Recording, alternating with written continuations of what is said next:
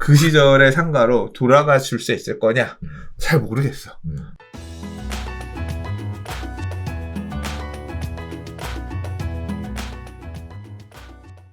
자, 5번째 이야기 가볼게요. 명동 이태원에 이어 광화문에도 빈가게가 급증하고 있다고 합니다. 안타까운 소식인데요. 서울 광화문 상가 점포 10곳 중 한 곳은 비어있는 것으로 나타났습니다. 신종 코로나 바이러스 3차 유행 이후 빈 점포가 급증한 결과인데요. 작년 4분기 중대형 상가 15%가 공실이고요. 전분기 9.3%에서 1.6배나 늘어나고 있는 상황입니다. 한국부동산원이 27일 발표한 지난해 4분기 상업용 부동산 임대 동향 조사에 따르면 광화문 같은 경우 중대형 상가 공실률은 15.3%로 전분기의 1.6배 수준입니다. 중대형 상가란 3층 이상이거나 연면적이 330제곱미터를 초과하는 건물을 의미합니다. 공실이 절반이 넘는 건물은 아예 통계에서 제외한 만큼 실제 공실은 더 많을 것으로 예측되고 있고요. 이러한 원인은요.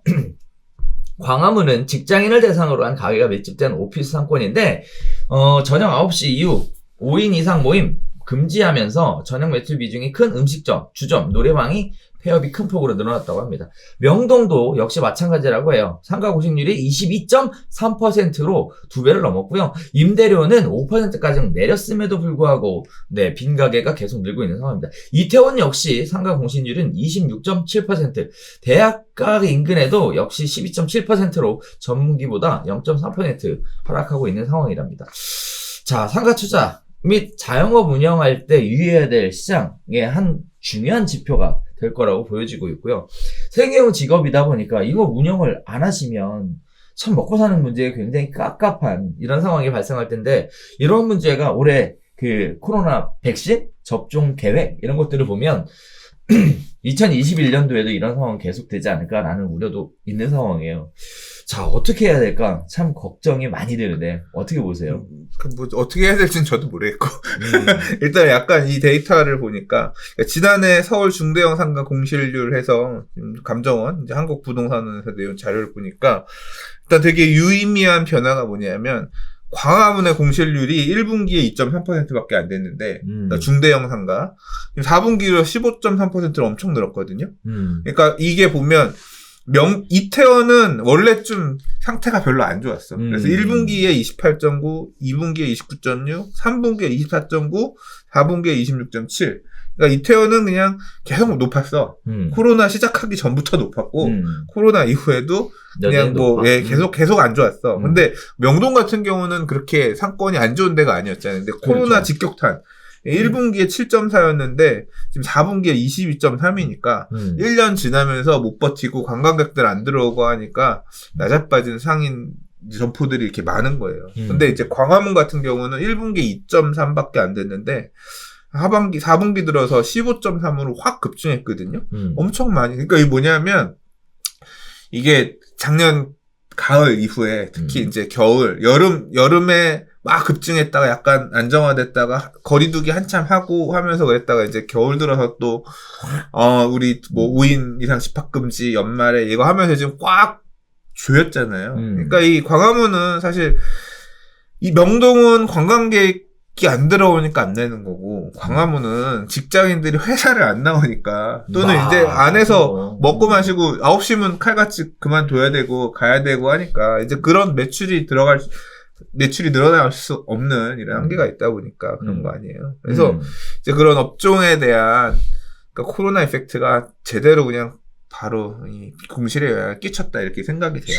2021년도 코로나가 종식되고 이제 좀 어느 정도 다시 사람들이 오프라인에서 가득가득 서로 얼굴을 맞대며 호흡을 맞대며 뭐 이런 상황 오기 전까지 근본적으로 개선이 되기는 어렵겠죠. 근데 코로나 이후에는 어떻게 될 거냐? 우리가 과거에 생각했던 것처럼 다시 이렇게 그 시절의 상가로 돌아가 줄 수 있을 거냐?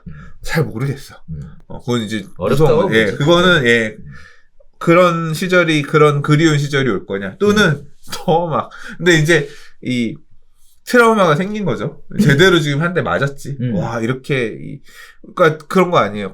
이번엔 코로나 19였는데 뭐 코로나 22 뭐 이런 거 나와서 또 백신 만약에 그런 게 나온다고 하면 또 이 겁이 나는 거 아니야. 사람과 사람과의 비대면, 대면이 겁나고 이제 이런 시절이 오면서 확 애초에 이런 먹고 마시는 거는 지금 작년 연말에 우리 연말 모임 그렇게 했다니까요. 줌 틀어놓고 안주 갖다 서로 먹으면서 느슨하게 이렇게 연말 모임을 했어요. 줌 노트북 열어놓고 술 안주 넣고 서로 보면서 얘기하면서 이러고 먹었었거든요.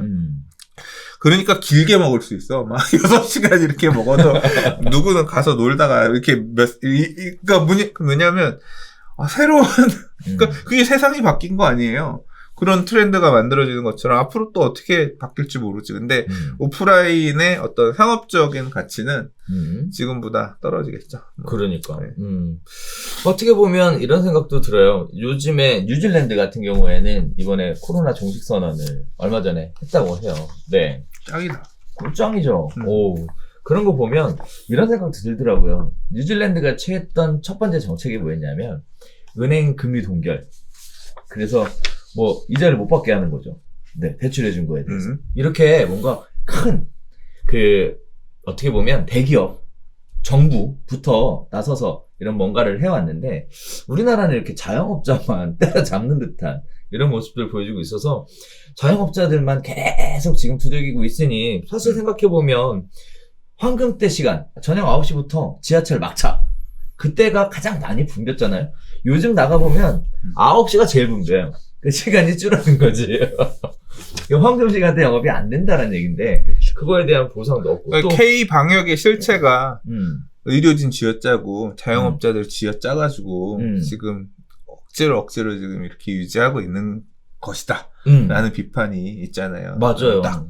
그렇죠. 네. 그리고 또 뭐 지원금 해준다 뭐 한다 뭐 여러 가지 얘기들 하고 뭐 신청하라고 오는데 그걸로 해결책이 안 되잖아. 핵도 안 돼. 그 어떻게 그걸 그러니까 하겠어요. 그거 솔직히 얘기하면 생색내기다. 저는 개인적으로 그렇게 얘기를 좀 하고 싶어요. 뭐 근데 그게 지금 우리 주제 핵심은 아니니까. 아무튼 상가는 너무 힘들어졌다. 그러니까 뭐 앞으로 어떻게 해야 되냐 뭐 그런 답을 드리진 못하겠고요. 당장 일단 지난해 이 공실률 변화만 보더라도 이 코로나가 어떻게 이 상권의 침체, 공실에 영향을 미쳤는가. 이게 지금 공실이 20몇 %라고 해서 나머지 이 상가들, 공실이 아닌 상가들이 잘 하고 있다는 얘기도 아니잖아요. 그렇죠. 거기도 지금 아니죠. 네. 주거 낮아빠지는 거고, 올해 또 몇 개월, 상반기 이렇게 가면 어떻게 또 바뀔지 모르겠네요. 네. 자, 그래서 수익형 부동산에 관심 가지고 계신 분들은 오늘 지금 통계 관련된 부분들을 유심히 좀 살펴보셔야 될 것 같아요. 그런 얘기 하더라고요. 뭐. 제가 잘 아는 형님 중에 경매 이제 전업 투자자 형님이 계신데 이제 경매는 좋은 물건 앞으로 많이 나올 거예요. 막 이러면서 이제 경매 시장을 또 얘기를 하시더라고요. 안타깝다. 그러니까 이 자본주의 사회에 민낯이야 어떻게 보면 이런 게 망해 나가는 데가 있으면 하이에나들이 있어. 이제 나한테 기회가 오는구나. 기다리는 것도 있고 이 자본주의 사회가 그러네요. 참혹해. 뭐 그래서 네. 사실 우리도 얼마 전에 경매 강의를 개강을 했어요. 그래서 굉장히 유명한 교수님을 모시고 경매 강의를 진행을 하고 있는데 일단 첫 번째는 강의가 예술이에요. 너무 잘하시더라고요. 두 번째는 개념을 좀 바꿔서 생각하기로 했어요. 이제 이런 부분들 때문에 경매 물건이 많이 나올 것이다 라는 생각과 함께 입찰자, 시장 참여자가 많으면 많을수록 가격 하락을 좀 지탱해주고 끌어올려주지 않을까? 그러니까 경매하시는 분들 공통적으로 이렇게 얘기합니다. 경매하는 사람이 나쁜 사람, 엄청 좋은 사람이지. 그렇죠. 그렇게 얘기를 해요. 왜냐하면 내가 가장 비싼 돈을 써서 낙찰을 맞아. 받았기 때문에 이 채무자, 그러니까 이 경매를 넘겨야 되는 사람이 그만큼 빚이 줄어드는 거야. 내가 싸게 받았으면 그만큼 채무가 덜 깎이는 거 아니야. 맞아. 그렇게 얘기를 하셔요. 경매하시는 분들은. 최고가 매수인. 내가 가장 많은 돈을 당신에게 주는 겁니다.